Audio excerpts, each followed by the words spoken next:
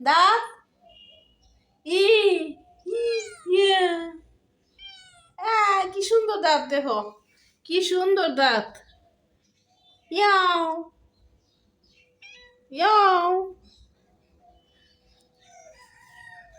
ইয়াও ইয়াও Miao Miao Miao. আসুন এখন পিঠা বানানি দেখি। তো আজকে পলি পিঠা, পলি পিঠার পুরটা বানিয়ে নিচ্ছে প্রথমে। তো এখানে এলাচ, দারচিনি, তেজপাতা আর অল্প করে ঘি দিয়েছে, দিয়ে নারকেল কুড়ানো আর গুড়, পাটালি গুড় দিয়ে ভালোভাবে একটু ভেজে নেবে। দেখে খাইতে ইচ্ছে করতো, কি মজা। এভাবে গুড় দিয়ে নারিকেলটা ভাজলে অনেক ভালো লাগে। হয়ে গেছে।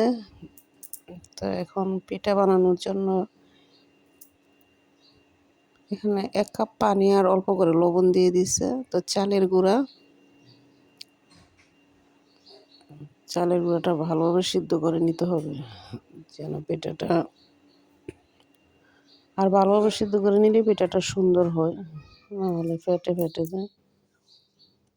তাই তো হয়ে গেছে ভালোভাবে সিদ্ধ করা। এখন ভালো করে হাত দিয়ে মেখে নিচ্ছে কাইটাকে, চালের গুঁড়ার এই তো এখন পিঠা বানাবে তো গোল গোল করে। কয়টা পিঠা হবে আগে আলাদা করে নিল, তারপরে এখন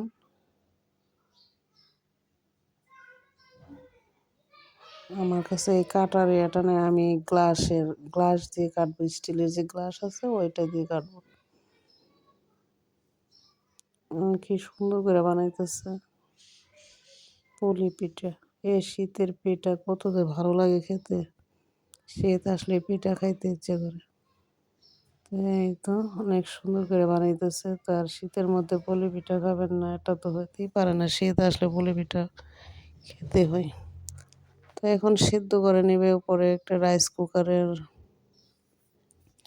যাদের রাইস কুকার আছে তো প্রত্যেকেরই পাত্রটা আছে।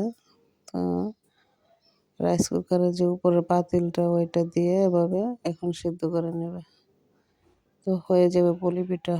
এই তো দেখুন কি সুন্দর, দারুণ হয়ে গেছে। এখন খাওয়ার পালা। কি সুন্দর, চমৎকার।